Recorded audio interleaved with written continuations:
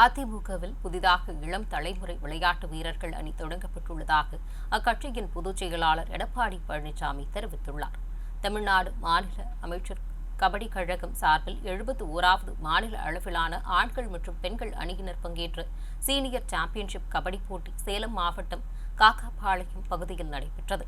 கடந்த 16ஆம் தேதி தொடங்கிய இந்த போட்டி தொடர்ந்து 4 நாட்கள் நடைபெற்ற நிலையில் தமிழ்நாடு, கர்நாடகா, கேரளா, ஆந்திரா உள்ளிட்ட பல்வேறு மாநிலங்களில் இருந்து ஆண்கள் மற்றும் பெண்கள் அணிகள் என 64 அணிகள் இதில் பங்கேற்றன.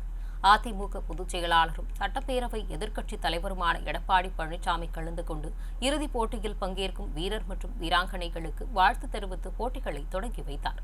தொடர்ந்து அவர் பேசும்போது அதிமுக சார்பில் விளையாட்டிற்கு என்று தனிப்பிரிவு தொடங்கப்பட்டுள்ளதாகவும் இதில் இடம்பெற்றுள்ள இளைஞர்களுக்கு அதிமுக சார்பில் அவர்கள் விரும்பும் விளையாட்டிற்கு வேண்டிய உபகரணங்கள் மற்றும் வசதிகள் ஏற்படுத்தி தரப்படும் என்றும் தெரிவித்தார்.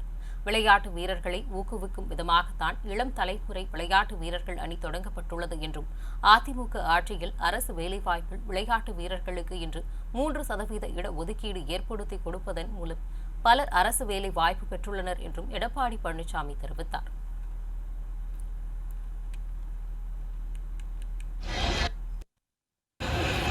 அனைத்து இந்திய அண்ணா திராவிட முன்னேற்ற கழகத்தின் சார்பாக இந்த ஆண்டு விளையாட்டுக்கு என்று ஒரு தனி பிரிவையை நாங்கள் ஏற்படுத்தியிருக்கின்றோம். இந்த விளையாட்டு பிரிவில் இடம்பெற்றிருக்கின்ற அந்த இளைஞர்களுக்கு அதிமுக சார்பாக அவர்கள் விரும்புகின்ற விளையாட்டுக்கு தேவையான உபகரணங்கள், வசதிகளை அதிமுக சார்பாக ஏற்படுத்தி கொடுக்கப்படும். இளம் தலைமுறை விளையாட்டு வீரர்கள் அணி என்று ஒரு அணியை நாங்கள் ஏற்படுத்தியிருக்கின்றோம். விளையாட்டு வீரர்களை ஊக்குவிக்கின்ற விதமாக என்னுடைய கழகத்தின் சார்பாக இந்த புதிதாக அணியை துவக்கி இருக்கின்றோம்.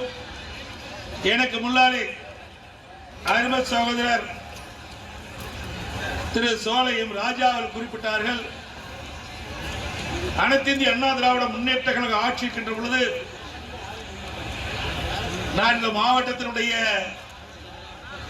வசிக்கின்றவன், இந்த மாவட்டத்தை சேர்ந்தவன்.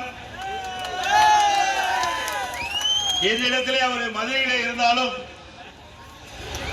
அவர் கோரிக்கை வைத்தார். அந்த கோரிக்கையை ஏற்று இந்த விளையாட்டு வீரர்களுக்கு 3% இடஒதுக்கீடை கொடுத்து அரசு வேலை வாய்ப்பிலே அதற்கு வாய்ப்பை தந்தோம். அதன் மூலமாக பல பேர் இன்றைக்கு பல்வேறு பணிகள் சேர்க்கக்கூடிய வாய்ப்பு கிடைத்திருக்கின்றது.